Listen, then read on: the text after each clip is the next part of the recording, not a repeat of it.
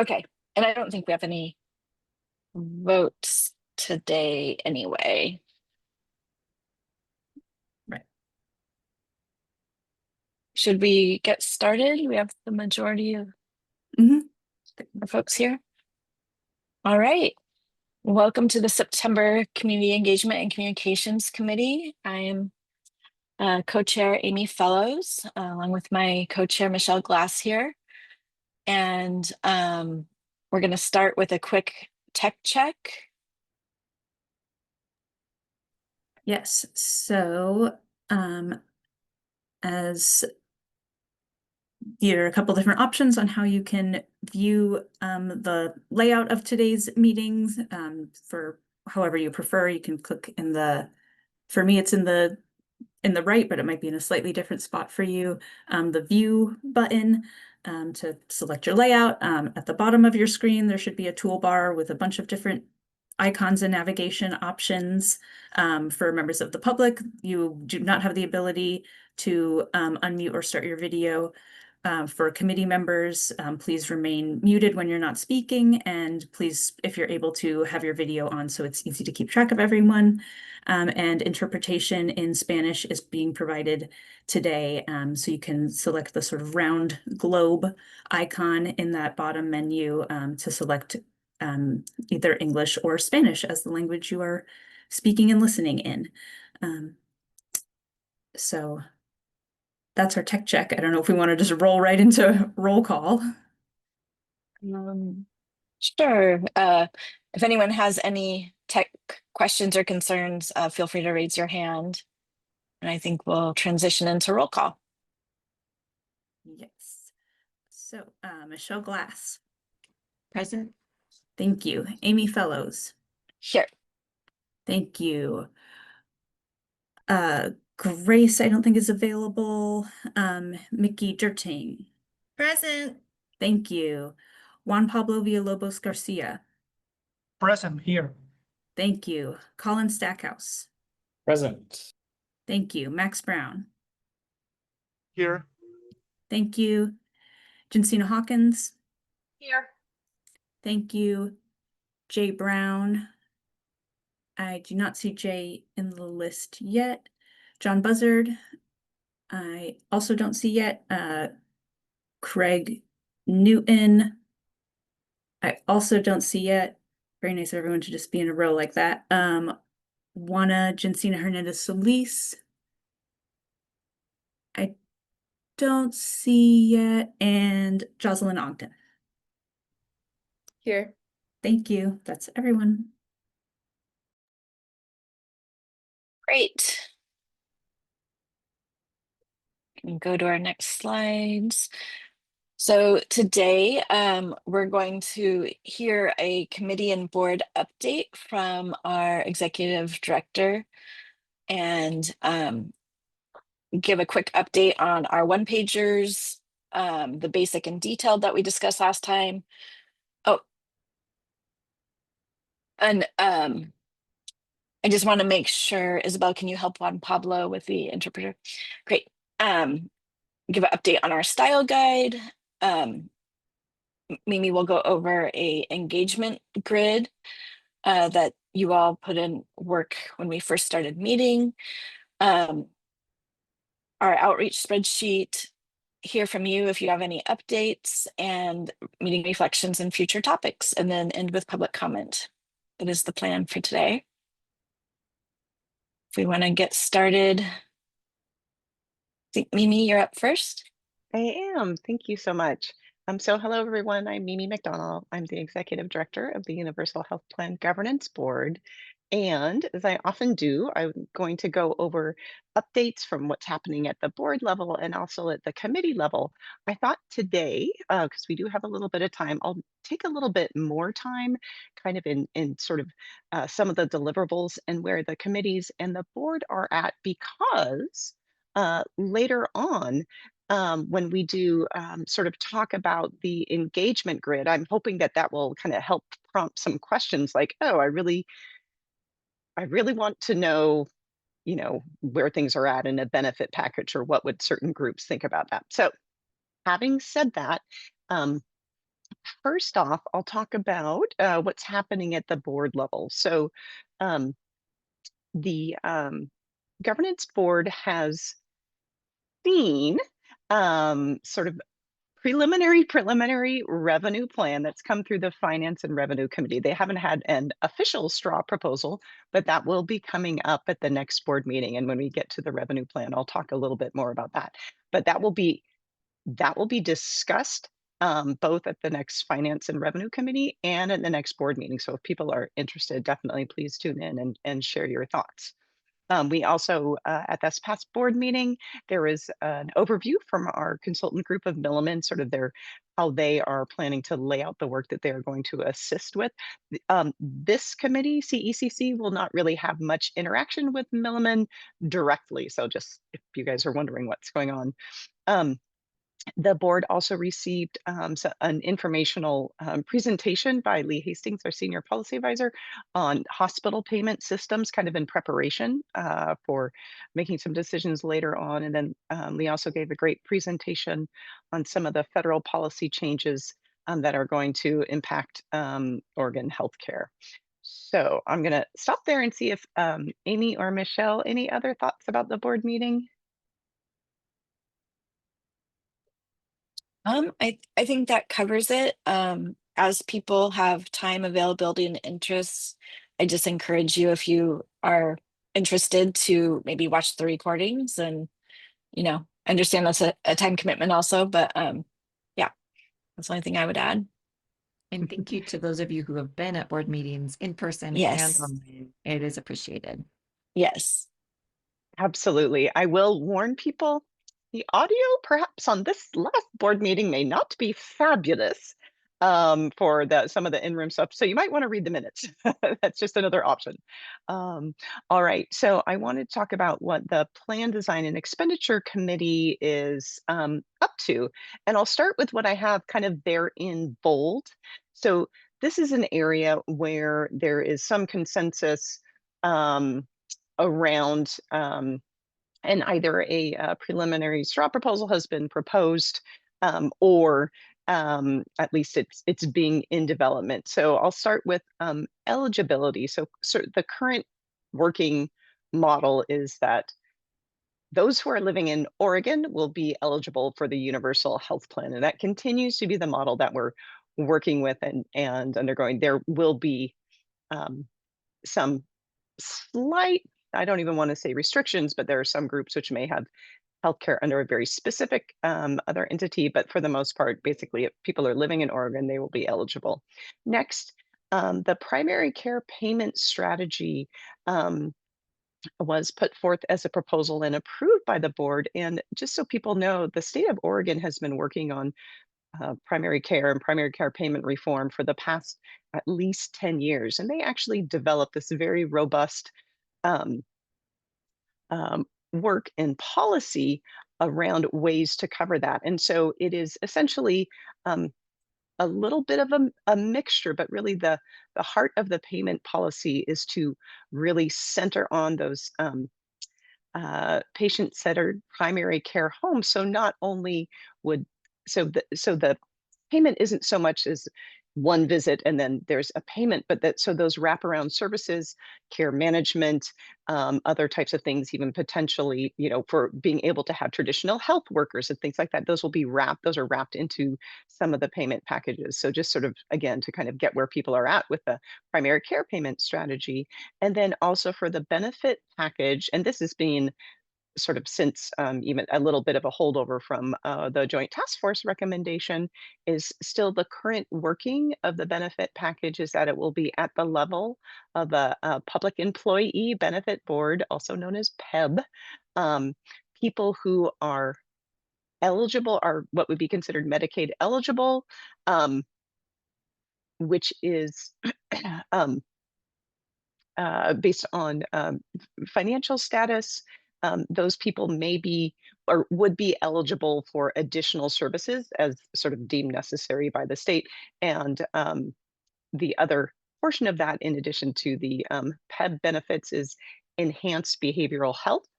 And that's another part of the package. The behavioral health system complete package hasn't been completely worked out, so that's still TBD. I would say at plan design and expenditure, things that are still in the works.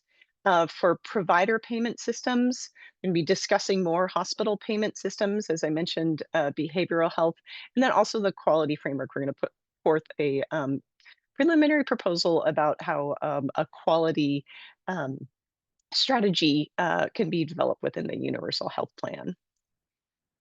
Okay, sorry, so much words. Next, operations committee. Again, the things in bold are things that have already sort of been developed and are fairly solid. And these are things that these documents are available on the committee websites, but the development of a trust fund, which will be both state and private, and also that it would be universal health plan. It would be an independent, not-for-profit public corporation. What operations is really focusing on right now is the administrative structure, so organizational and administrative structure of the whole universal health plan. So that will be the main topic coming up at this next meeting. And then finance and revenue. As we've talked about, they are in, developing a revenue plan to cover the cost of a universal health plan, which would be, at this point, if 3% of people are uninsured and many people are underinsured, it would include more people, but also at an enhanced benefit level. And sorry, because I'm looking over here, I just wanted to make sure that I had my right statement. Oh, here we go. So I think what I'm hoping is that when the approach to the this revenue plan has been very thoughtful, and the Finance and Revenue Committee, and again, this is also available on the website, developed a guiding discussion document, which has some of these following revenue principles. So mainly that the first important thing is that there is currently essentially enough funding that is happening now within the entire healthcare system. It's just where it's coming from is the idea of the revenue plan to do a restructuring. And so that hope that the way that the universal health plan can be funded will be progressive. So in other words, people will pay more based on their ability to pay, that it's easy to understand, and that the financing system is stable and predictable.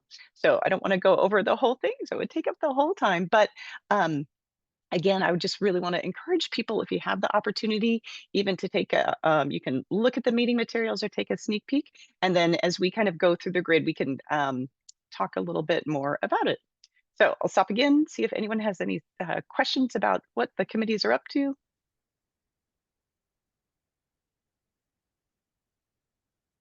Great. I will let y'all carry on. Okay. And oh, you have it on there, the function of the regional entities. That was one of the things I was thinking of that I missed on the operations group. Okay, so I think next slide. Oh, sorry, gonna go that was into me. I forgot that I had that slide in there. My apologies. You can just go back to that one for a second if you don't mind, Isabel. I apologize. Yep. So this is kind of what I was talking about, that the revenue plan, again, that's that reallocation of existing spending, protecting low and middle income folks, making sure that the contributions are predictable, and providing this like stable, stress tested framework. So sorry, my former self forgot that I created to help my future self, but here it is. All right, now you can go to the next one. All right, thank you. And so in terms of the one-pagers that you all looked at and contributed to last month, we have a update from, I believe, this morning, right, Isabel, that Patty and Isabel met with the DCBS, the department that our work lives in, the department. Is it Department or Division of Consumer and Business Services? I hope I'm getting those. Department. Department, thank you. So they have a design team that our work has access to. So Patty and Isabel met to go over the one-pagers. and they are going to be that the detailed one pager is going to be made into a brochure. And so they're working through those details. There is some conversation about in a brochure type model, the footnotes may not fit nicely. So that is some of the discussion. I know that last time we had talked about the footnotes for that more detailed one pager. And they're also recommending a QR code where you could send people to the website to get more of that detail. Is my understanding, but I was not in the meeting, so Isabel, correct me if I'm not relaying what happened accurately. That's perfect. Okay, so they're going to get drafts to staff by October 3rd, so next week. So that's a pretty quick turnaround for drafts. So hopefully at our October meeting, we'll have something to show you. So that's on the one pagers. And then I also just wanted to add that the pre-design, just kind of plain content wise, the updated one pagers that reflect all of your feedback, those were emailed to you as attachments with the reminder for this meeting. So that is in your inbox if you want to see all of your feedback reflected in the updated draft that then went to design. So it's not designed all pretty yet, but you can see the content changes. Perfect. And then in terms of the style guide, I think, Isabel, you were gonna pull that up. So Michelle and I did some work after you all who had signed up for different sections sent your contributions, and we really appreciate all the input that we got from you all. And then we had the fun and challenging task of kind of merging all those things and trying to keep in mind the length of the document and what went there, and making sure that kind of tone throughout it made sense, and didn't look like it had multiple authors. So we just wanted to do kind of a quick cruise through. And I think, Isabel, is it also something that was sent out to the committee? Is that right? Yeah, I believe this was linked in the meeting materials. Okay. So if you want to just kind of move us through,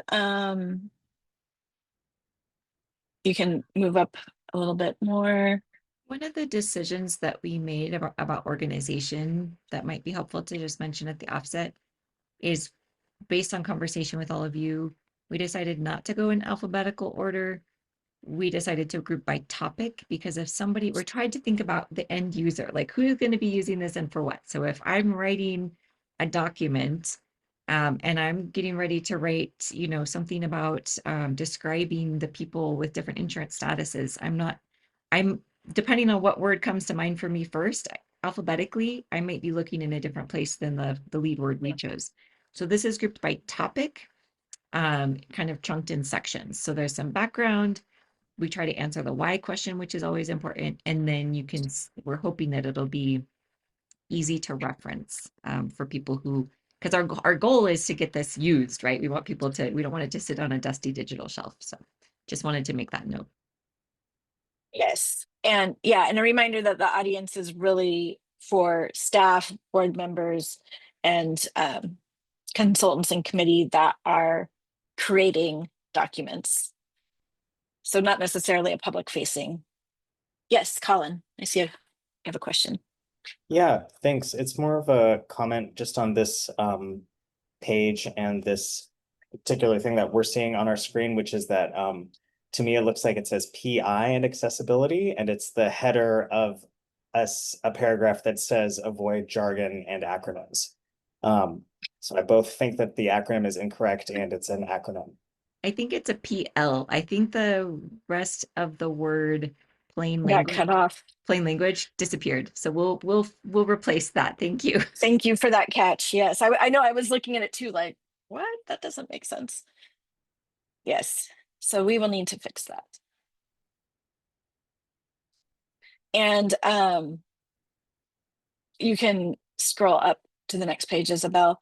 And we also just, I think yesterday, sent this to Patty who had not been involved in this work so far to have her eyes take a look at it as well.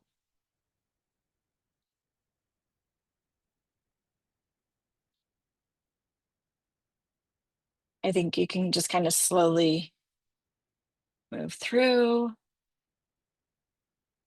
There were a few pieces of content that was really thoughtful and well written that was about implementation in clinical settings that we left out of this because this is not going to go to anyone providing care. This is just for, like Amy said, people developing internal folks for the board developing documents to support the board's work. So that wasn't a comment on how great that content was. It just wasn't applicable, and we didn't. Again, our fear was if this was like a 35-page document, a very busy consultant would be like, well, that's a nice idea. I don't have time to look through this and try and find what's relevant. So, Yep. So at this point, it's a 13-page document. But I think that includes our cover page and 1 or 2 pages of table of contents. So it's closer to 10 as far as the content. and then another note, we do have what to avoid, because if a consultant is using a word that maybe was in use 10 years ago, and that's what they were trained in, and that's what comes to mind for them, we want to be able to find it in this document and see what to use instead. So you will see words in here that are not the words we want people to use, and it's so that if people search by that term, they can find the alternative.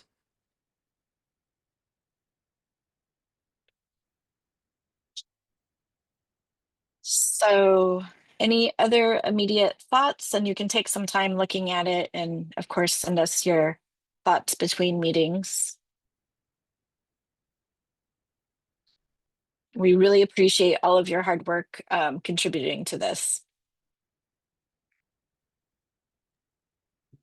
Can you remind me, will this be presented to the governance board during their next meeting, or what's the sort of dispersal plan for the other groups? Or yeah. It's going to be part of a toolkit, an internal toolkit that will be provided to all consultants and to board members. And because it doesn't need a formal vote, right? It's not a policy document. It's not really like a formal decision. It's just a resource. And so it can basically be implemented immediately. So I've used this as I've been reviewing the one-pagers. We made a couple of edits on the mission draft because it used the term Oregonian, and this style guide has a different recommendation. So it's really just something that can be immediately in everyone's toolbox. It is posted with the materials for this meeting, but we don't anticipate formally taking up limited board time to present it, since the board is trying to finalize all the plan details so that we can go out and do engagement on those details, if that makes sense.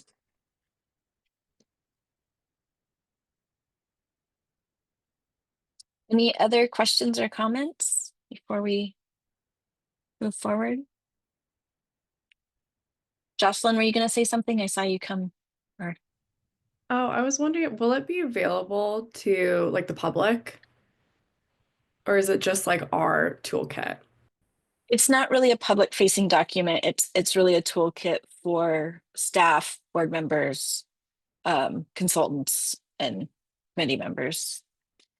That's true. And also, because this is a public meeting, Yes, and yes. it's publicly posted, if there's a member of the public on this meeting that's like, that's exactly what I need, grab it, use it, like go for it. But it's not something we're going to be pushing out to a really broad group of folks. So if you want to use it, if there are people in your network or your workplace, or you want to print it off for all your neighbors, there's nothing to stop you. So both of those things are true.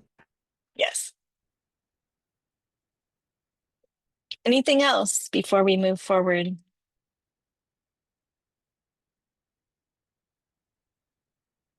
Oh, okay. I think Mimi, you're up again, talking about the engagement group. I think I am. And so what I wanted to do, at least kind of first set the context of this discussion. So I think people are aware, since you guys are the Community Engagement and Communications Committee, that part of the work that this group is doing along with our consultants is having engagement meetings with specific groups. And what we hope to do in the next 30 minutes or so is for this group to provide suggestions, recommendations, thoughts about as we kind of go through what are the deliverables or what kind of the plan is for the universal health plan, that for specific groups like, oh, I think this group would really want to know about X, or I think that this will be very beneficial or something to maybe be brought up. So really it's to, one, a little bit of informing, but also to kind of like brainstorm for you all to have these questions about maybe some of the plan elements. The thing that would be beneficial about that is then, of course, you know, we can certainly know ahead of time, or making sure that we have resources available, or kind of thinking along these lines. And I feel like this group is going to be really valuable for this. I will warn everyone, get a little bit comfy, because the next couple of slides, it looks very dull, but I promise you the topic is not dull, just my slides are. So apologies for that. But what I have done is broken it down into these specific groups that we're going to have, consultant groups that will have outreach with.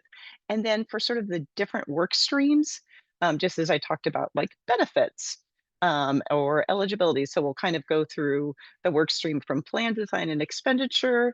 I think the next one is the work stream of finance and revenue, and then we'll do operations last. Operations may not have a lot of germane questions to some of these groups, but you never know, and people may have great ideas about it. So, all right, like I said, get comfy, and we'll go on to the next slide, and my apologies for this. But this is really up here. So you won't see me typing on screen because I'm not proficient enough to do that. However, we will certainly be taking notes. And the way I thought about doing this is, and we'll start this way, which is when we're going to go across sort of horizontally, starting from the top, like, okay, benefits.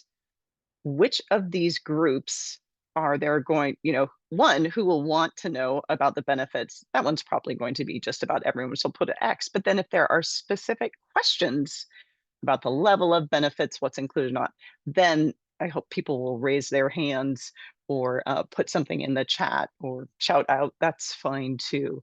So, and I will, if Michelle and Amy want to give me a hand on any of this will be great. But we're just going to start off, and I'm kind of going to go left to right.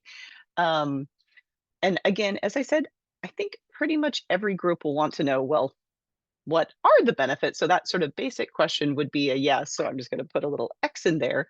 But as we go across thinking about the federally recognized tribes in Oregon, excuse me, are there any specific thoughts or ideas people have about importance of different types of benefits for this group, or any other questions? Can I also just add really briefly? Please. First of all, I love this slide. I love your organized brain and these resources that you bring to help us do our work. So please don't apologize. And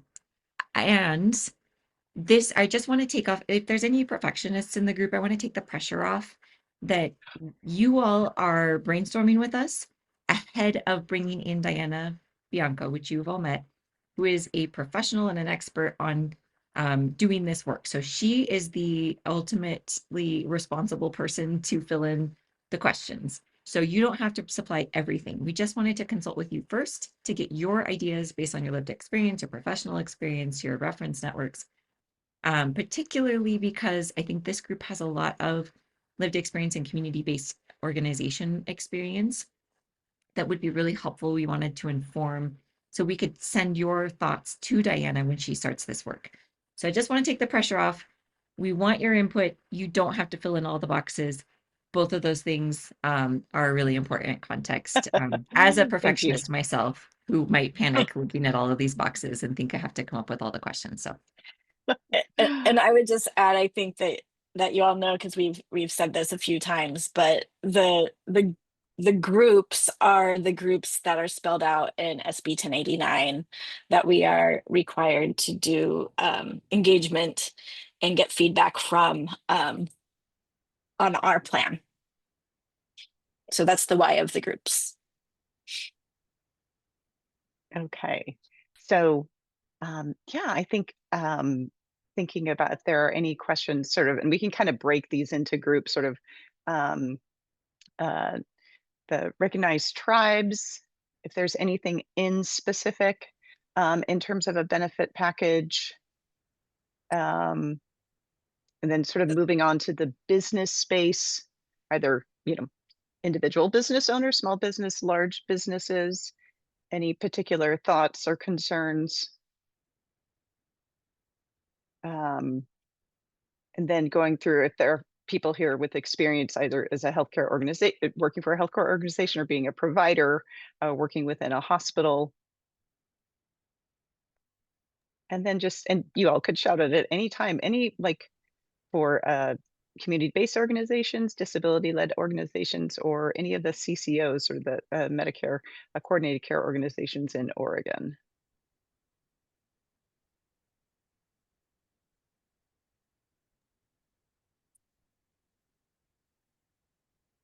Could one of the staff or the co-chairs give an example of like something that would go in one of the fields that would maybe Absolutely. Yeah, spark- Amy, look Well, like the you have thing- one. Yeah, I mean the thing, and it's not like Michelle said, I'm not going to go into perfection mode because I don't know exactly how it fits.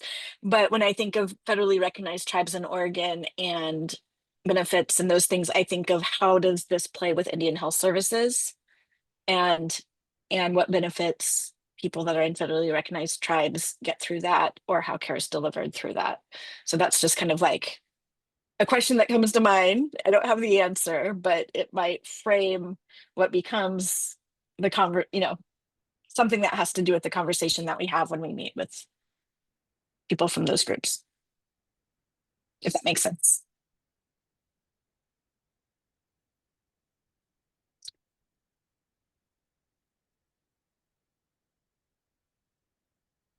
Jensina, and then I wasn't sure if Juan Pablo or one of the interpreters was trying to say something. I think Juan Pablo is. I wonder if one of our interpreters might be able to. Oh, thank you, Mary.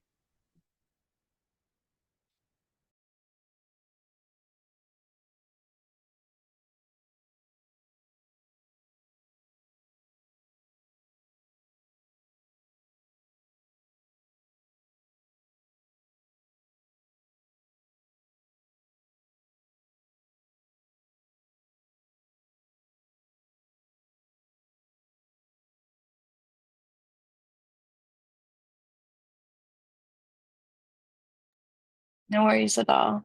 I don't hear anything on the Spanish channel.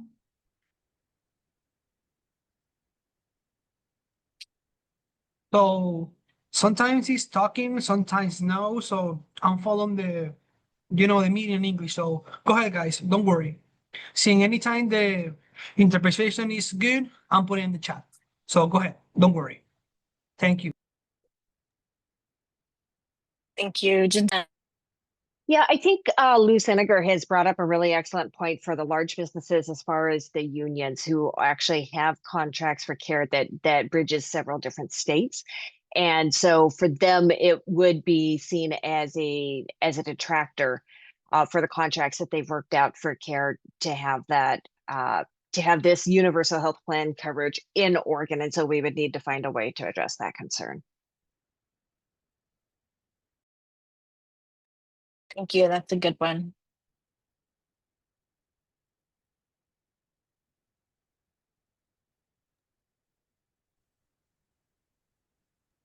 It is hard to not go into perfectionist mode, right? Because I want to fill in this whole thing, right? But Nope, I thought for the federally recognized tribes and like their eligibility, like because there are people in Oregon, they are eligible, but if we still choose to have them have the agency to decide if they want to opt into the program, because they're the only groups in Oregon that could opt in because they're their own, nations, how that enrollment process, we want to make sure it's quick, but they probably have questions about how easy it can be to enroll. So maybe under eligibility for them.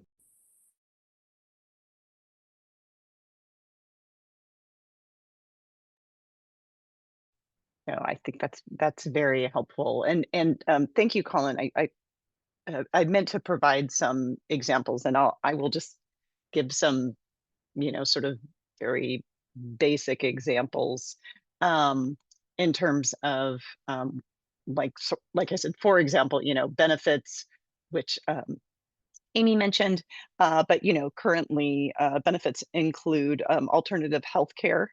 Is that like, is a specific group, and they may be wondering about that, or if certain benefits, if the benefit might change.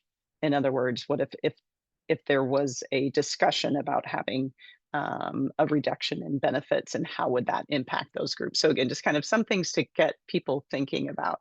I think the eligibility question is a great one. And Jensina, your thoughts about businesses and eligibility, of course, is really important too, because part of the questions have to do with people who work in Oregon but live in other states.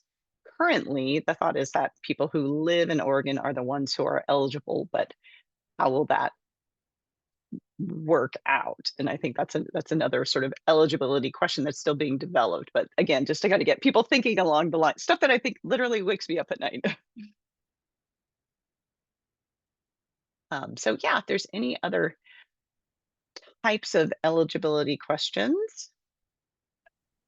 Oh yes, please, Kafella.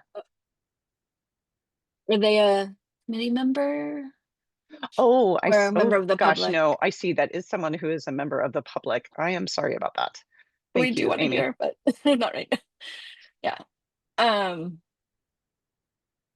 So I don't know, Mimi or Isabel, could you share like how members of the public can give comment, just so that we don't lose that person's thought, Yeah. because we do want to hear from them, but just can't right now. Yes. Yeah, so members of the public can share either written or spoken public comment by signing up via our website. So you can submit written public comment. I'll put the link in the chat to that webpage. So at any time, and then if you'd like to give spoken comment during a meeting, we ask that people sign up 24 hours in advance for planning purposes, and we allow around 2 minutes for each comment. So I will put the link in with more details. Thank you. And we always do public comments at the Colin beat end me of to it. the meeting. Oh, thanks, Colin. One of the things when I'm thinking about disability-led organizations is people who currently are what are called Medi-Medi. So maybe they qualify for Medicare based on disability, and then they have Medicaid as a secondary. That might be a question that comes up, like, what will that look like for those Thank folks that you. are currently in that position? Yes, that dual eligible population. Yeah. That's great, Amy. Thank you. And, kind of thinking about how we're doing this, I think maybe I'll kind of change this a little bit. I think it might make more sense to have all of us enter into the mindset of, okay, disability-led organizations, what questions might they have about benefits eligible? So our brains don't have to keep going back and forth. So let's try that. So sorry, everyone, this is a work in progress. I really appreciate people coming along. And since we are Amy had brought up the thoughts of disability-led organizations, so we talk about benefits and eligibility. If people might have any questions about types of provider reimbursements or concerns. So now we're just kind of thinking that we're all working for a disability-led organization or part of one. Or One any thought. Oh, thank you, please. Sorry. This is one I think about the most often, but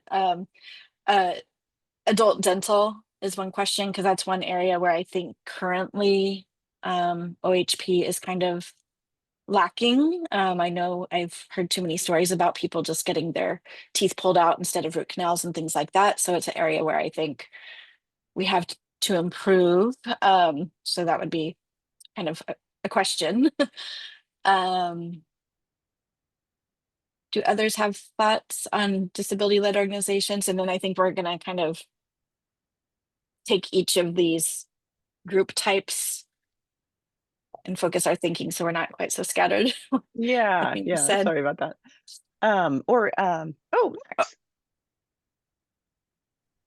Yeah, one thought that I had was, like with regard to this column, dual eligible individuals, a lot of them are also older adults. And like the dental example is a great one in terms of like at least the healthcare system. We're not, there'll be like general questions about what about long-term services and supports, and that's from what I understand is out of the picture for this at this point. But getting into those benefits there, I think will solicit a lot of things. One other aspect of it, and this was brought up a little bit earlier, we might want to reconsider perhaps, and even if it wasn't in 1089, a column for organized labor in general, because they're going to be a very like older adult as well as disability advocacy groups are going to be very central to the table of any subsequent work, both especially in terms of the work going ahead. So that's just one other suggestion I wanted to place in there as well. So, thank you. Thanks, Max. I do want to quickly interject, and I see your hand, Colin. I do want to quickly mention and remind us all that we may be able to include organized labor. I'm not sure. But that was one of the groups that the task force engaged with. So one of the things we're doing is filling in gaps. So there are groups that task force did not reach as many folks as they had hoped to, or didn't have capacity to talk too much at all. So we're trying to reach those folks. So there are definitely really important groups that aren't on this list because that's where the task force focused some of their engagement. And then we also know that this isn't all that needs to be done, and there'll be another much broader phase after us. So I do just want to take off a little bit of the anxiety and say there's work that happened before that we're building on and filling in gaps for, and there will be work to moving forward. And this question about organized labor keeps coming up, and I definitely hear you. And there may be a way we can work it in, but that hasn't been decided yet. So I just wanted to mention that piece. And then just before Colin, before you go, Craig Newton can you explain a little bit more about what provider reimbursements exactly are? Excellent question. But sort of two parts for it. One is, well, there's actually a couple of which providers get paid, how much they get paid, and how they get paid. So there's a lot of different parts to it. But so kind of thinking about it that way, like who is going to pay it? And I think, the example of Medicaid and dental reimbursement, I think is an excellent one. So I hope that was helpful, Craig, what we were kind of talking about. Yeah, thank you. One more thing before we move on to Colin. Sorry, you've been waiting patiently. I just want to address, because Max mentioned long-term services and support. And I think my understanding, Mimi, is that the plan design is going to have like a subcommittee or work group focusing on long-term care and all the different types, including community and home supports across the lifespan, as well as kind of traditionally long-term care, thinking about, folks in nursing homes and that kind of thing. So that work is to come, and they're going to be forming a work group. Colin. Yeah, thanks. I have two things now. Responding to Max about the unions. Yeah, it is the task force, like Michelle, reiterated, did reach out to unions, but that was 100 years ago. Oh, sorry, it was only, back in 2022. But Healthcare for All Oregon's trying to mobilize like our labor caucus. And so on the October 16th governance board meeting, we're hoping to increase unions' participation in the testimony and the public comments. And our nonprofit's hoping to continue like ramping up that necessary collaboration or just engagement with the different unions. So yeah, we think it's important. I raised my hand originally for the disability-led organizations and just like a comment or a concern about eligibility, which is disabled people that I know like have to go through, it seems like a lot of hurdles to get on SSI. I think I'm saying that right, to be eligible to be on disability. And so sort of hitting home for these organizations that there won't be like the burden of proof that I think they currently experience in getting their disability yeah, because it would be for people in Oregon and they wouldn't have to prove how disabled they are all the time. So. Yes, and the SSI process is separate from Medicaid and health plan process. Those are like kind of two distinct processes. Oh, so great. Well then, yeah, because SSI is about the Social Security benefit, which is different than, yeah. So you can qualify as disabled and get Oregon Health Plan separately from whether or not you qualify for SSI, which is a very complicated process that often involves attorneys, is my understanding too. Yeah, and do we want to move on from disability-led organizations and think about some of these other groups and what kinds of thoughts or questions come up?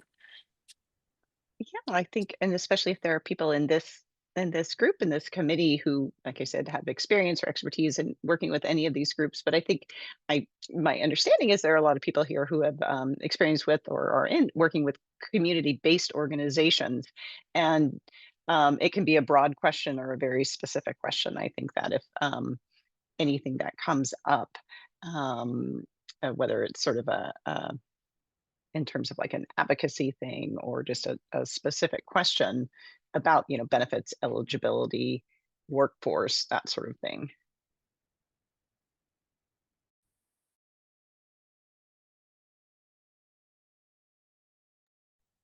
I will just state that because I'm just going to throw one of my questions out there is as people are very well aware, just that the healthcare workforce, and especially around things like primary care and certainly different types of traditional health workers, is struggling. And so one of the questions I would say, like from a healthcare organization, is how will this impact the workforce? People do have some concerns about potentially losing some types of providers. And others are excited about that. Maybe other providers will come in because this is going to be the best state to work in. This life is going to be just a bowl of cherries to be a provider. So, Craig, please. Oh, thank you. Like you said, this conversation kind of jolted something in my head. I'm like a lot of you too. I printed everything up and I was going to fill everything in too, but it's so daunting and I don't know, there's anyway, a lot about certain, a lot of these areas. But anyway, here's my point. I remember when the Affordable Care Act was being discussed and I bought a book about the Canadian healthcare system. And I remember specifically in the book, they were saying how in Canada, obviously they have national healthcare, but people are also allowed to buy private insurance. So where am I going with this? Well, it just occurred to me while we're all talking, and it's not on the list here, and it may be completely off the subject, and I'm not trying to slow things down, but I was just trying to think, okay, let's say it passed. So all Oregonians, we all have healthcare now. Will Oregonians, this may be more of a point to sell the plan on, will Oregonians be allowed to purchase a secondary private insurance for things that are not covered by the state plan? Thank you.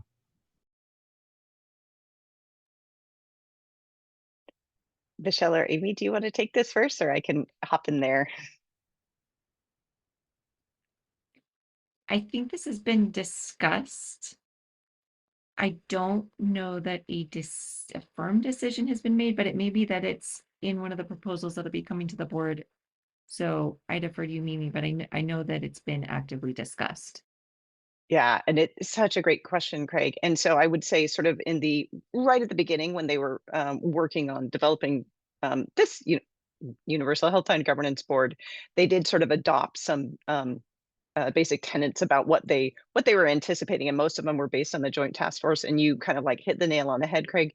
The thought is that it would be possible for people to purchase insurance for things that are not covered by this universal health plan, but not that what they don't want is for people to be able to get insurance that will pay better, you know, so then there will be like different levels and people will have better coverage. So certainly as an adjunct, yes. But and that's where it's at right now. But Michelle is 100% correct that it's not like codified, but that's the thinking right now.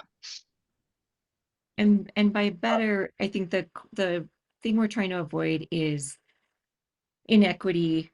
Like if you can pay for right now if you can afford it, you can get a gold level plan, right? Or platinum level plan. And if you can't afford it, you get a bronze level plan. And so healthcare is really commodified in that way.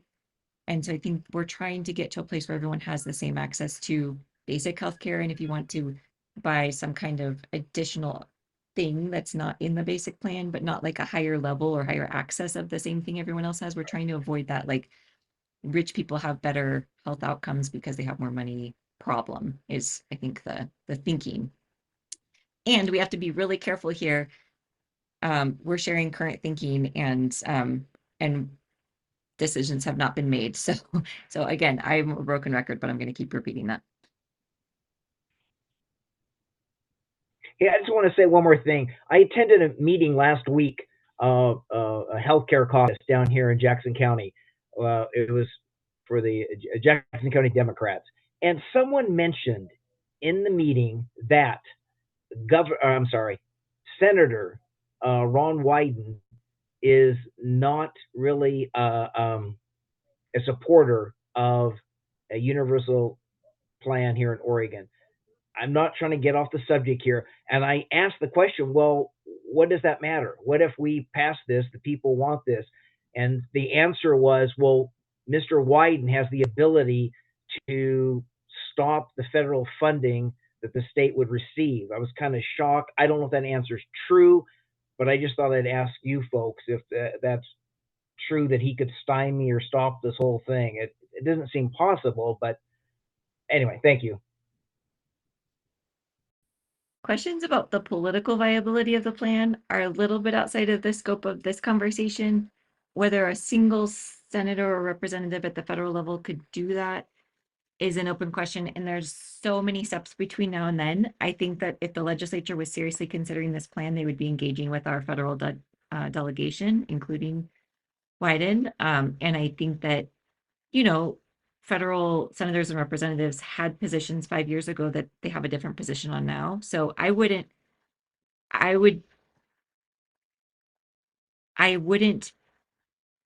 be, I don't think that's set in stone. And I don't think we know the political viability or support or non-support of anyone at this point, because we don't even have a proposal that anyone can evaluate. So yeah, so if there are other questions that you have, Craig, I don't know that we can answer those types of questions because my crystal ball is not arrived yet. I'm really hoping it's in the mail, but it's a good question, and it's something that a future group will have to wrestle with very seriously.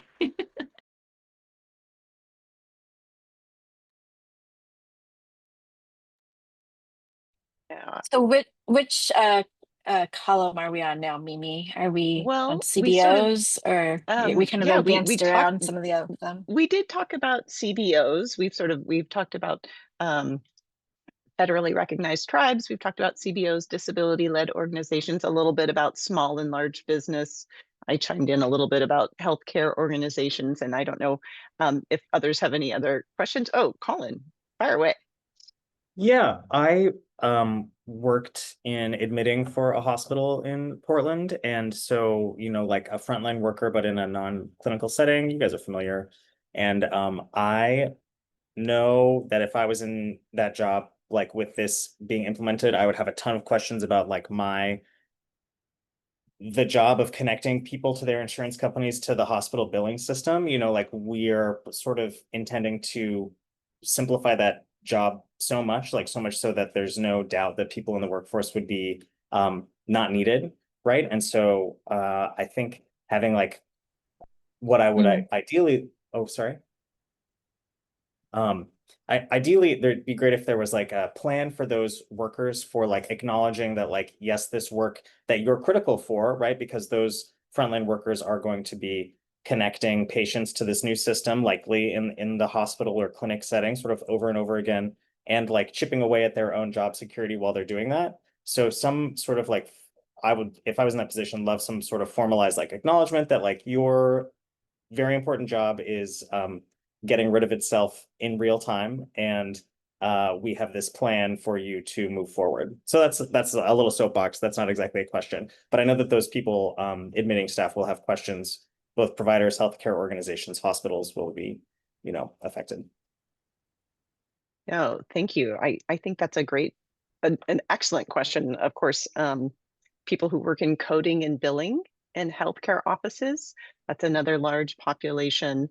And of course, I think you guys may know, I worked for a health plan for 5 years, and that employs a lot of people. So what will happen for the people who are currently employed at the health plans? And I think that addressing, I think that's crucial, kind of thinking of how we can address those issues and what will happen if we have all of these efficiencies. Yeah, And so I thank you for thinking bringing that up, about Colin. in terms of kind of reallocation and skill sets, maybe. Yeah, I mean, it'd be great to, I mean, just like with everyone's going to be this is just going to be so disruptive, right? And sort of like as much like direct handholding or like direct communication with, obviously with everyone, not just these 9 groups, but like the subsets that are within them, would be so nice. I hope that we have the capacity to do that. Thank you. I think if we maybe if we want to go on to kind of the next chunk of work, everyone's a source of heartburn for many, which is kind of talking about how this reallocation of funds is going to play out. And so I think again, we can kind of, I think we'll just start at the left, sort of thinking about for people who are part of federally recognized tribes in Oregon, like what types of questions, and really you don't have to like think in each individual box. It could be as simple as, will I pay more? I mean, will I pay less? What's going to happen? So.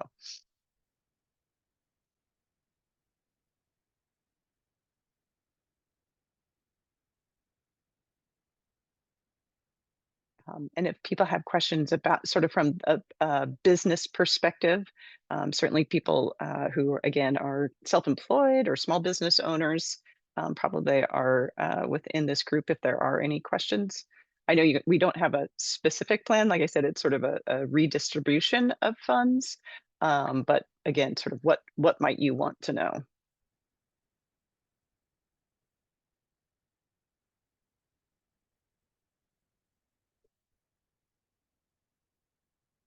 And then oh, great, Craig.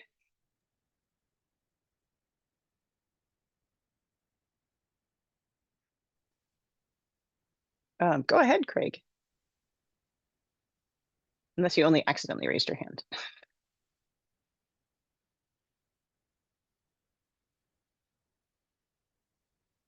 That may have been a phantom hand raise. So then kind of going back to, again, to community-based organizations and funding, or rather, kind of revenue.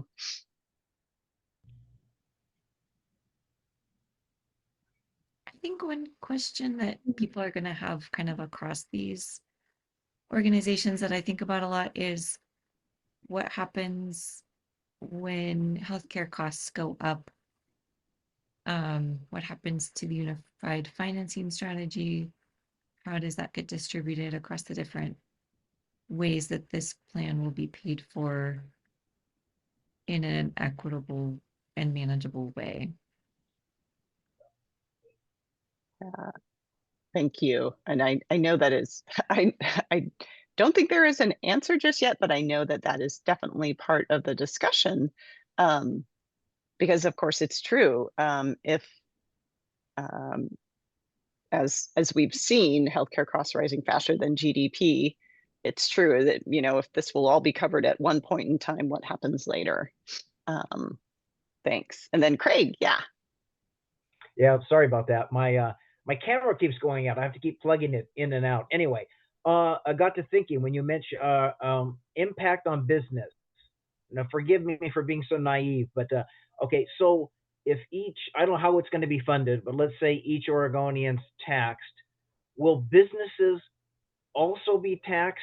I'm trying to think of how they will, if an opposition to this plan, if their tax will be too much. What I'm getting at is if each citizen is paying a tax, that will alleviate businesses from having to provide healthcare insurance to their employees. But anyway, I'm so naive at this. I don't quite know how we're going to fund this thing. I hope my question kind of makes sense.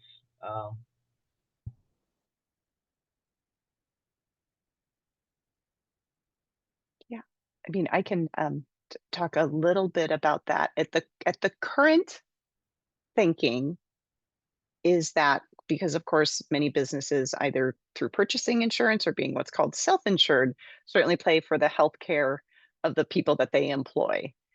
And the plan currently would still be able to utilize those funds. It would look a little bit different, but overall, the idea is that healthcare costs or healthcare contribution dollars would not go up for businesses. It would stay relatively the same, and even like a tiny bit less is what the current proposal is. And again, these are all kind of moving targets, but of course, that is writ large, and there may be differences with different businesses. So I mean, it's a great question.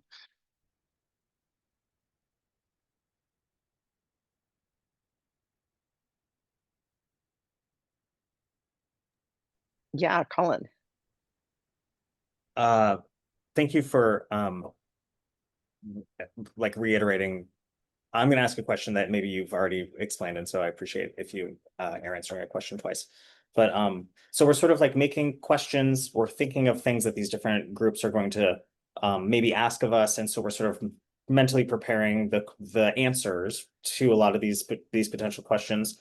My one question about these questions is this process going to be iterative, right? So there'll be a moment when CBOs, great, okay, thank you. Yeah, they reach out to us, or they ask a question we didn't think of, even though we've got 10 brains on this, there's going to be questions we don't know. Great, okay, great. So there is a process for that to come back.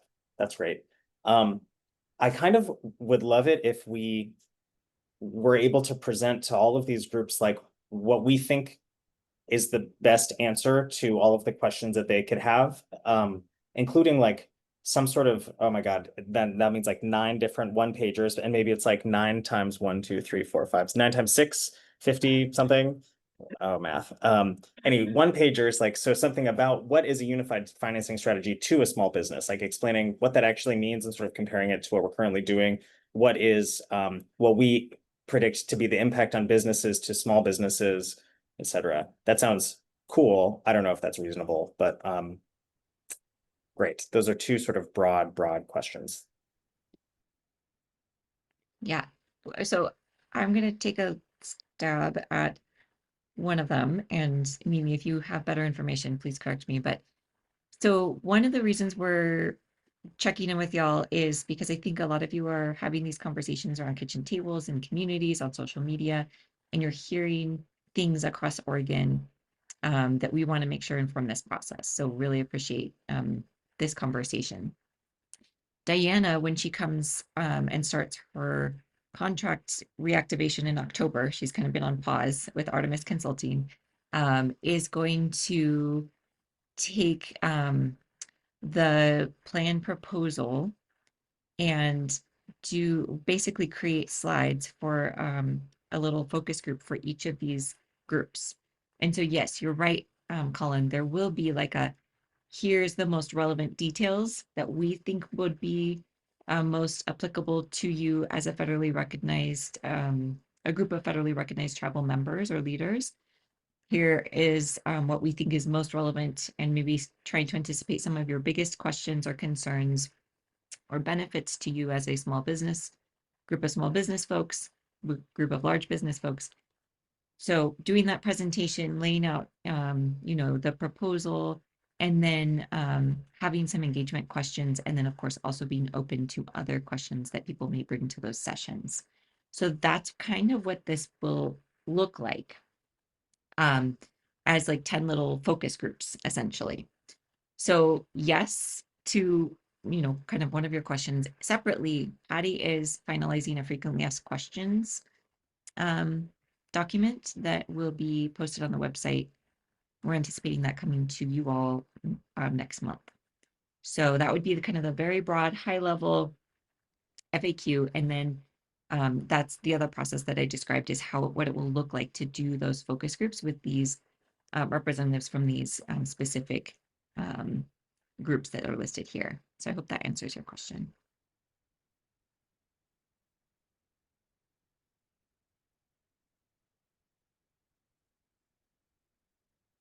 Yeah, those are all super helpful, and so kind of moving on to if there are any kind of specific smaller groups that have that might have questions. So CBOs, community-based organizations, disability-led organizations, or even the CCOs themselves, people are kind of thinking about questions that they might have in specific, or even or in general. I mean, or it could be your own question about it. That's okay too. But again, if kind of with experience. Oh, Jocelyn, yes, please.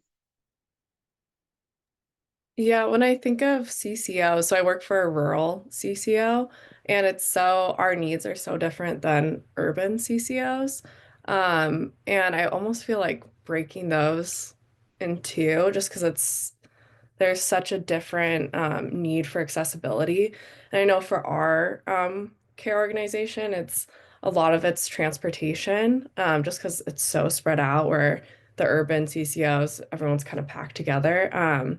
So I would think that the money allocated to a CCO, it couldn't be like a one size fits all, and it would have to be used really differently. So Yeah. Oh, that's an excellent point. That's great. Really helpful.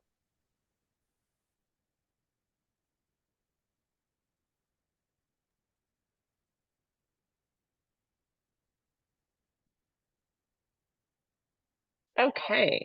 And I have to say, we can take a quick peek at the final page. I don't know that any again, this is a little in the weeds. I realize as I'm looking over this, everyone's gonna like, I don't know about this.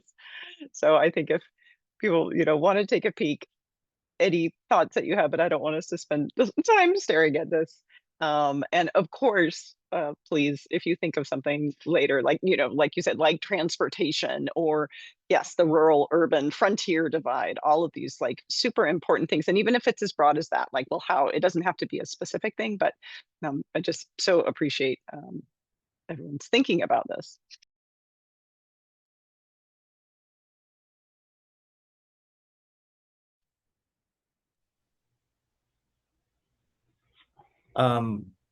Thinking about the public corporation, like the second row, to Yes. oversee and administer a universal health plan, my thought that all of these 10 different groups would want to know like how to talk to them. So like there is going to be this public corporation who is now suddenly in charge of everyone's healthcare.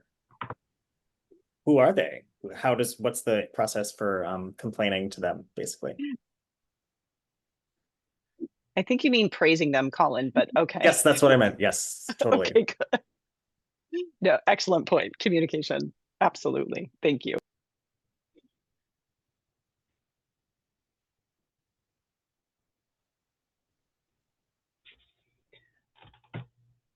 Craig, please. Yeah, Colin stole my question, but I did think of another one on the prior page. It was something someone mentioned about if, let's say, this passes and Oregon has the universal health plan. Someone mentioned, I never thought about it, that may be attractive to people who do not live in the state of Oregon that want to move here. And I'm trying to think the positive and negatives. I know more traffic and people, but wouldn't each citizen that moved here be taxed to help pay for the plan? I'm just trying to think in my head if someone can explain to me how they can use that against us.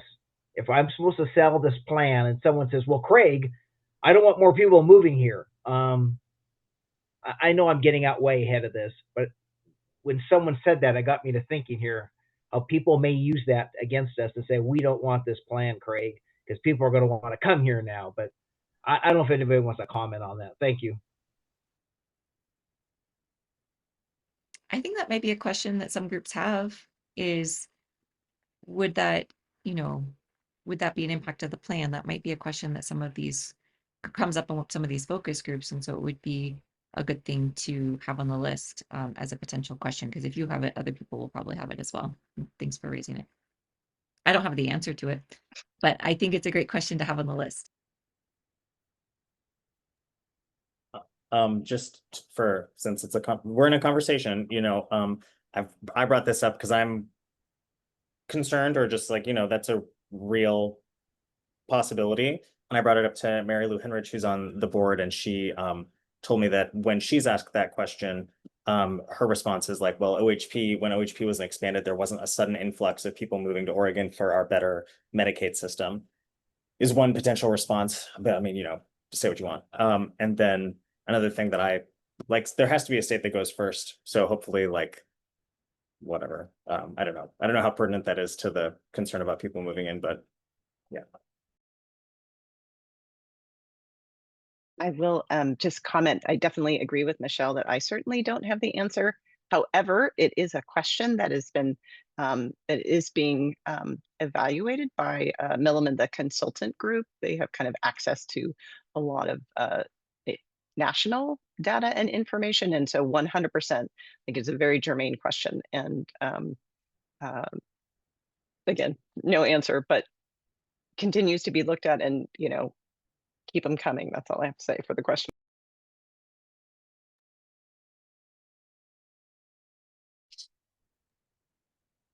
A couple of things that have come up in conversation for me recently that I think will probably be surfaced in some of these group conversations are a question about prior authorizations, both from the, like, if there are, I think the CCOs might have that question as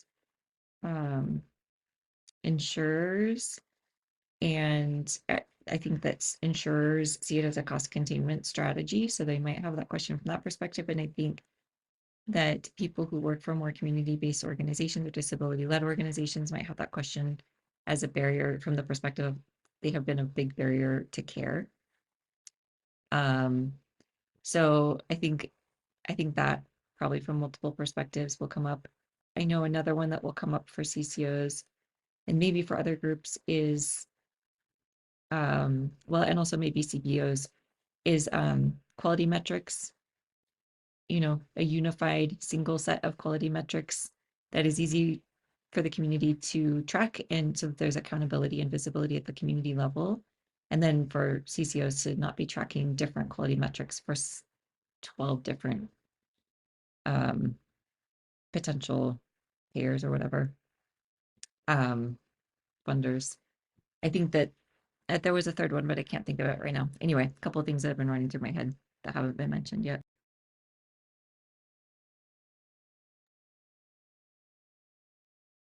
That is great. And it looks like thank you guys so much. In the chat, Jocelyn put, is there a potential to have a waiting period before eligibility when moving? Like they need to be living in Oregon for a certain amount of time.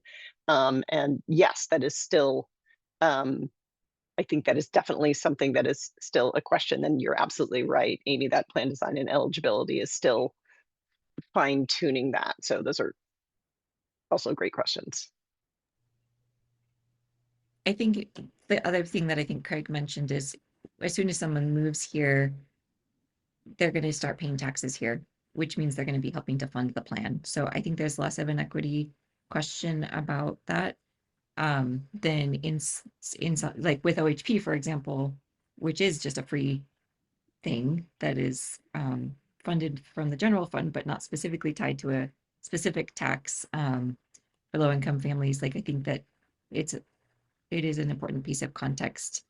And I know that my last dip into the plan eligibility and design conversation is that they were looking at existing definitions of residency to remove confusion. And I think that, yeah, so I think that you'll see it kind of align with similar standards for meeting residency requirements in Oregon. That's not tied to citizenship, to be clear, for the chat. And Craig, yes. Yeah, all this talking got me thinking. I have two quick questions. Number one, let's say this plan, we get it all ironed out in a couple of years from now. Would it be A, passed by the legislature and it becomes law, or B, does it go before the voters for them to say yes or no? I'll be quiet and see if you can answer that one first. Craig, you're like a political strategist in this conversation. I love it. So the legislature will take it up and decide the next step. And depending on the final financing, because my understanding is that because it is the legislature would be passing a change to the tax code and an increase to taxes, it would need to go to the voters. Well, they could refer it to the voters. It's actually a more complicated question. So they'd need to meet a certain threshold, which I believe is a 3/5 majority to pass a tax increase.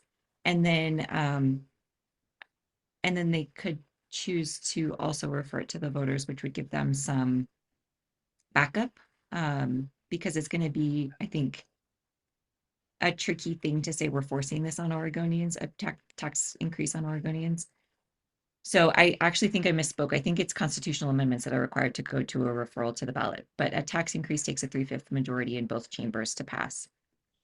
So it would be a question of whether they had those votes, and then they always have the option to also pass it and refer it to the ballot, so that the voters can weigh in. And they did that recently when they went to, there was a bill to raise legislator pay, and they didn't like the optics of raising their own pay in an election year, so they actually referred it to the ballot instead, and then it didn't pass. So there is oftentimes big financial decisions do get punted to voters. I guess is what I'm saying. Okay. And the second quick question is, it's on the last one on the screen there. I won't read the whole thing, but create a federal waiver guidance document. So this gets to politics again. I'm sorry, but let's say we years from now, we get through this, we sell it to the public, they like it, it's either passed by the citizens or passed by the legislature, so we get it all set up. Could we still be stymied after all this? Everyone, 55, 60% of Oregonians want it. Could we be stymied if there is a Republican president who is against universal health care, and his administration says, sorry, we're not going to grant this waiver, we're not going to help you out? Could we still be stymied there after all this? Thank you. So one thing is, I don't think support or opposition for universal health care falls along partisan lines. So any US president could support or oppose it. So I want to make that clear. If a federal administration was not friendly, they could direct their Centers for Medicaid and Medicare Services, CMS, to not approve federal waivers. But I think that is some of the contingency planning that is happening within the other work groups to decide what of this we could implement on our own. What's best case scenario, we get all the federal waivers. What's plan B if we don't get all the federal waivers? And also, like literally, Craig, this is what you're asking is like masterclass political strategist questions that that the board is not going to answer and doesn't have the ability to answer. But I think, questions about what we'll do if we don't get the waivers is something that is going to come up in these groups for sure. I think it's something a lot of people are wondering. And it's something being actively planned for and discussed. So you may see when the plans are finalized, kind of like, if A, this is what it looks like if we get those federal waivers. If B, if we don't get them, then we might have kind of an interim plan that's not a complete universal coverage, because we didn't get the waivers. I hope that answers your question. I'm doing my best to channel my inner political strategist here. And I think another piece of this is when we started this work, this in terms of the Universal Health Plan Governance Board, you know, Oregon had a 97% covered rate, right, of people who have some kind of coverage. And, you know, that will not be the case at the point that we are putting the plan in because of, you know, this year in 2026, people who purchase insurance through the exchange are losing the tax credit. There's an anticipation of that will deter some people because of cost from purchasing in that way. And then as we get into 2027 and we get into how Oregon will deal with things like the work requirements and such, that will put us in another phase. So it is a the ground is shifting as we continue to build this.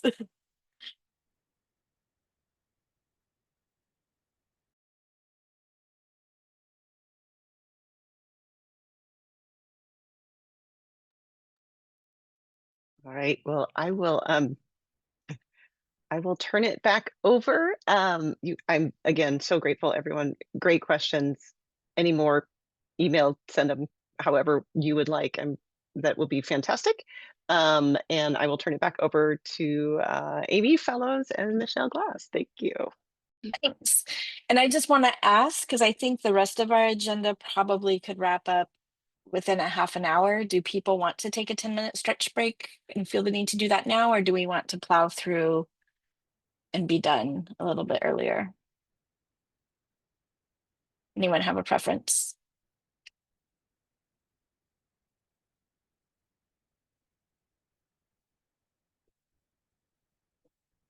Or you could do a 5-minute stretch break and end at 2:30, or come back at Okay. 2:30, and then we'll be That's right a on the good money. happy We'll be medium. right on Okay, our agenda. let's do that. Let's take a 5-minute stretch break, come back at 2:30. Thank you, everyone. There. Yeah. Put their cameras on so we know that you're back, or indicate in the chat that you're back. That would be great.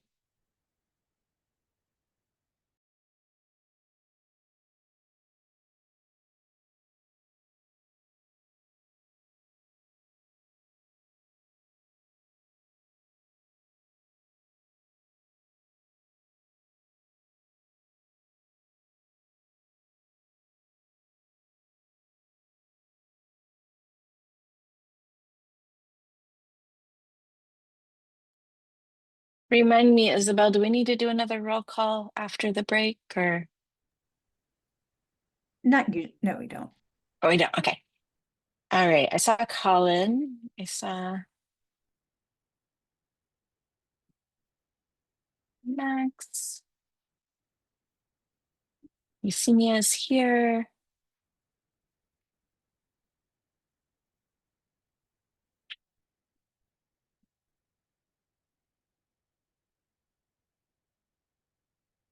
Should we get started? All right. So our next agenda item is checking in with you all. If you have any committee member updates on communication or any engagement that you've been doing out in your communities about our work.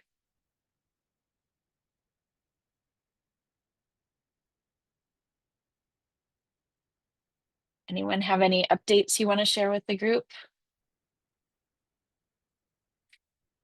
Colin? Yep, we just on the Healthcare for All Oregon outreach lens, we had an event this last weekend, which was like a fundraiser, but we had members from the governance board, Bruce Goldberg and Mary Lou Henrich gave like a brief update on some of the work of the board to I think there were maybe 120, 130 people who were in attendance at this party. So that was some outreach, and then we are continuing our like community conversations around the state. And so I'm just gonna share the ones that are on the docket for the next month. I guess I'll also say the ones that happened since our last meeting. We spoke, I gave a presentation to the Western University of Health Sciences Valdez Bravo, our president, spoke in Salem at the Highland Neighborhood Association. Today, Jackie, who's the Portland chapter chair, is speaking at the International League of People Struggle. I'm giving a presentation tomorrow in Portland in St. John's at the Daydreamer Cafe. And I think that's it just in the last month, but we have a few, we're just trying to do more presentations as the year goes on. So yeah.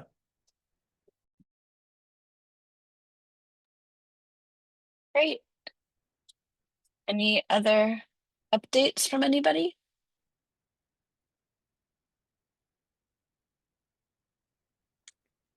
Just as a plug for our October conversation, as folks are having these conversations and engagements across the state, if there are questions that are coming up as like a theme, like you're getting that same question over and over, we definitely would love for you to bring those to the FAQ conversation when we review the FAQ draft to make sure that we're not missing important questions that are floating around.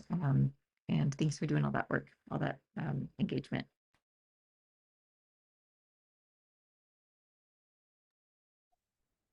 Great. So I think our next item, if there aren't any other member updates, is to have some reflection on today's meeting and thinking about future topics. And as Michelle just indicated, one of our future topics next month is to go over the FAQ. And yeah, I just want to get your thoughts on the meeting today. I mean, especially we spent quite a bit of time looking at that engagement grid and just really starting a very beginning brainstorm about what kind of anticipated questions that these different groups may have for us. So how did that work for you all? Being on the ground floor of that.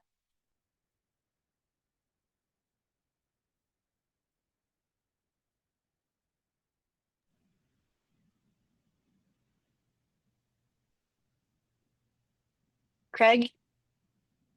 You know,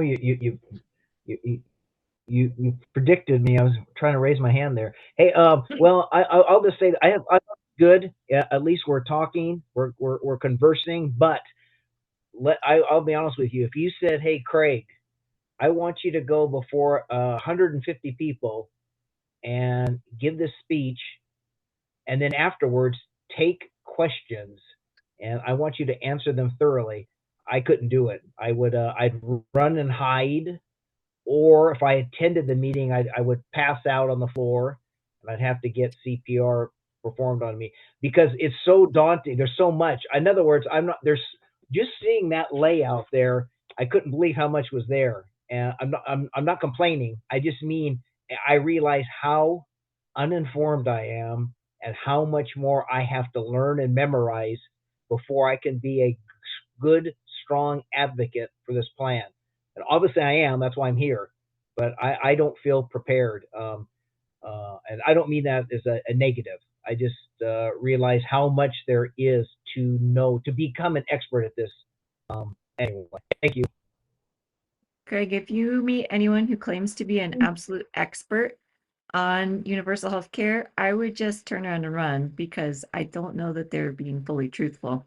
But I do want to say thank you for raising that. This committee is not a speakers bureau. You are not expected like that. We will never email you and ask you to do that. I promise, never. You are helping to guide the development of the documents that are necessary to do some of the engagement that we're doing in this phase. And to lay a really solid groundwork for the next phase of engagement that will be necessary when the legislature decides what they're going to do with this plan that we're submitting to them. So pressure's off. You know, that is not the expectation or the job description of members of the Community Engagement and Communications Committee. And certainly my hope, we haven't even finalized an FAQ. So I don't know how anyone could be expected to know the answer to all the questions. The plan isn't finalized. The documents aren't finalized. You're helping to build all of that. And so we're in this iterative process where as the other committees are working hard to do the analysis to create a plan that is going to be sustainable and affordable and improve care for Oregonians and make all of those hard decisions, we are trying to support them with the materials that are going to be necessary to let people know about that plan. So we're not even at that stage yet. So I really want to take that pressure off for anyone who's feeling it. And I do hope that by the time we're done, we will have a toolkit, right? We'll have the strategic message guide, we'll have one-pagers, we'll have an FAQ, we'll have updated website content, and we'll have a plan. We don't even have the plan yet. So anyone who's able to answer every question that exists about the plan is really just making things up right now because those decisions haven't even been made. So I really, really, really, really appreciate you raising that. And I want to say that is not anyone's responsibility right now. And I'm really appreciative of all the questions you're raising because that's the phase we're in. We need to raise questions so that we can have a thoughtful process that considers all of the important things. And so you're doing exactly what you are here, what we asked you to do. Thank you so much for all the time. And I see your hand as well, Jensina. Yeah, if I may, I think I took Craig's statement in a different way because I think the part that I really resonate with is that we don't have anywhere close to a finished product or even half of a product. And so for those of us that are on this committee, we were selected specifically because of our willingness to engage with our community.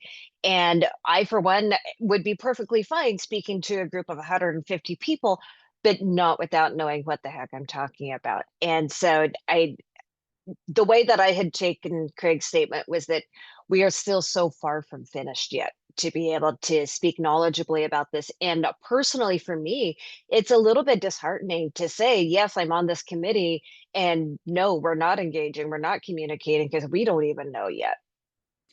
I hear that, Jensina, and I think when we formed this committee, there was I think we could have been more clear in the description. This committee was really to support the consultants developing the messaging, developing the documents that would support engagement, informing the questions like you were doing today to brainstorm things, really being thought partners to plan the materials for engagement, not the speakers bureau necessarily, right?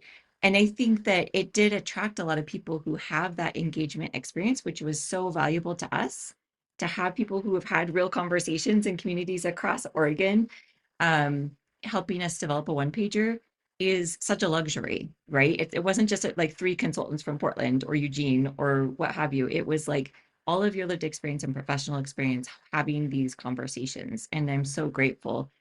And I want to recognize and honor the frustration that may be present if your hope was in joining this, that you would be a speakers bureau, that you would be like, here's your packet, go forth and speak to Oregonians. And that wasn't the plan. And I think that we could have been clearer. We should have been clearer upfront in the recruitment materials about what exactly this committee was going to do and what it wasn't set up to do. So I really honor that feedback. And I do think when we get to the point where there is a draft plan and there are all these materials that you helped to co-create, that, my hope is that you will feel like you have a finished product that you can share when you have those opportunities. And I hope when the next phase goes, when the legislature chooses to take action or voters, sign enough petitions to get this on the ballot, that then you will feel like ownership over what was developed and like that you are poised for whatever role you want to play in that next phase. So I don't think that this foundation, like being in at the ground floor, like Amy said, my hope is that it will feel useful and grounding for you in that next phase. And I honor and recognize that many of you have been engaged in this work for many years and that we all wish we were farther along in the process than we are. So thanks for voicing that.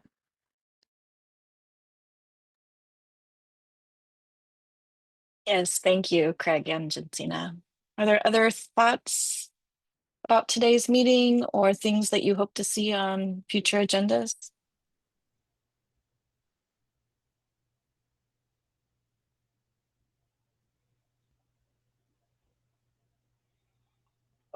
My hand's not raising, but I appreciate that, Michelle, you clarifying that.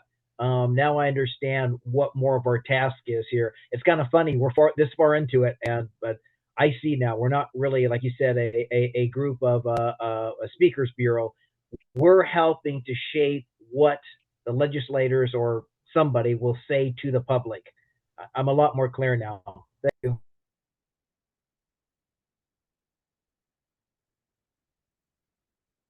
Thanks. Okay, anyone else before we move on to public comment? I think Isabel, you said we had one person today. We did have one person sign up today, however, they're not present. So Oh, okay. Can I just acknowledge the written public comment that we received? I want to thank everyone who has engaged with us, including Becky, who sent in written public comment today. I read it and certainly taking it to heart as a board member. It's not specifically relevant to this work group, but I just want to share for anyone else who's looked at the public comments that this did go to Finance and Revenue, and it went to the full board itself as well. So if your first instinct in reading this feedback, which is about a decision made at the Finance and Revenue Committee, was to say, oh no, I hope that they saw this. Yes, they did. And thank you, Becky, for taking time to write to us. So just want to acknowledge that written comment.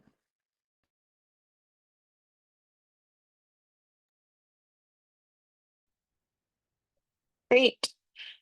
So without any oral public comments today, I think unless anybody has any other burning questions or things they want to raise, we can adjourn our meeting. Thanks, everyone. Thanks everyone care. for participating. you. Have a great afternoon.